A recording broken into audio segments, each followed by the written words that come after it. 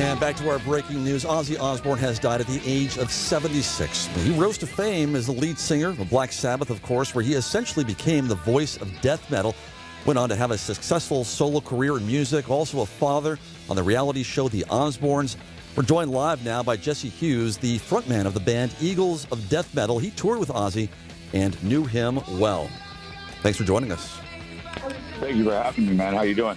Well, you know, a little bit, I'm okay, hanging in there. It hasn't quite hit me yet, but some incredible news and horrible news, really, about Ozzy Osbourne. What's your reaction? Well, I mean, I have to be honest, it feels devastating. It feels the emptiness is immediately apparent, the silence of it. I mean, Ozzy's not just the father of a genre of music. He's not just an innovator or someone who was present. He was this kind and amazing,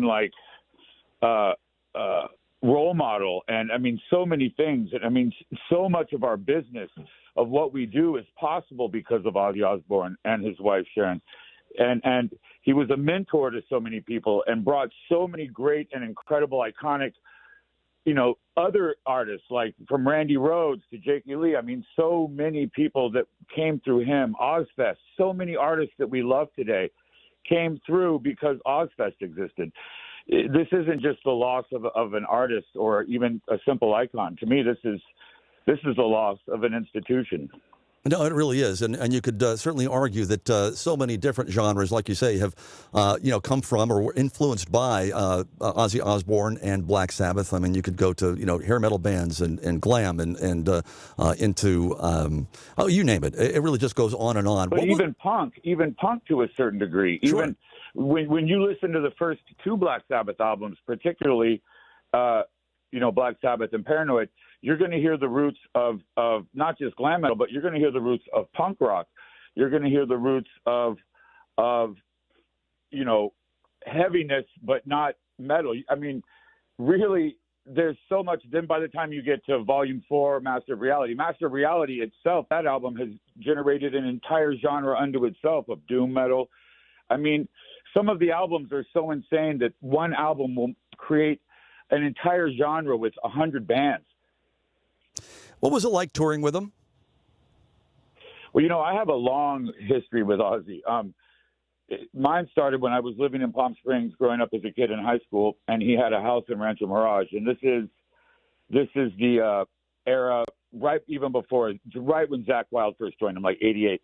And he would drop his kids off at the ice rink where I worked, and then go shopping. So I got to know him then, and he was a sweet. And he even remembered that later on.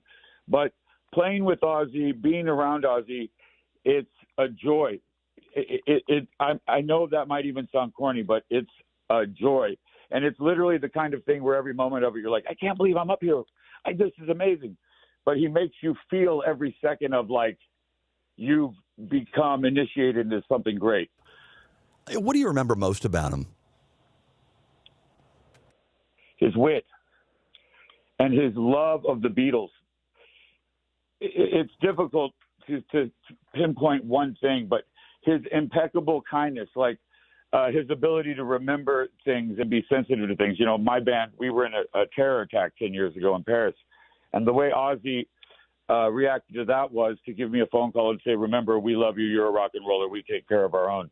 He didn't have to do that. That was important. This is a really awful thing that's happened. I think as we see the days unfold, people are going to realize how, even if they didn't realize it at first, that Ozzy was somehow part of some of the great things of their memories of their life, etc. Do you think that's really his legacy in all this? Well, think about it. You pointed it out earlier. He had reality shows. You know what I mean?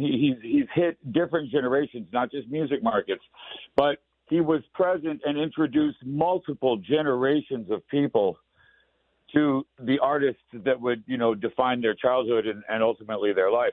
Even now, that Black Sabbath final concert, which to me is very profound considering that the man has just died. He was wrapping things up on his own terms, which is also another great thing. But when you consider this last show, it was so watched and so well attended. It's going to echo beyond just think of all the people that played with Ozzy. Just playing with Ozzy, when Randy Rhoads died, just because he played with Ozzy, he is eternal and forever great. Yeah, it's that's the kind of power the man have. I think I don't see anyone that's going to be able to come close to filling the space that he was occupying. You know, he's not just an artist.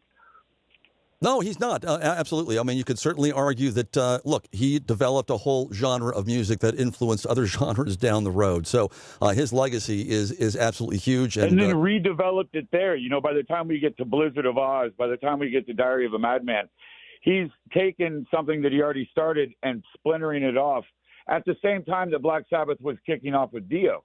You know, and so simultaneously competing with something that he created equally.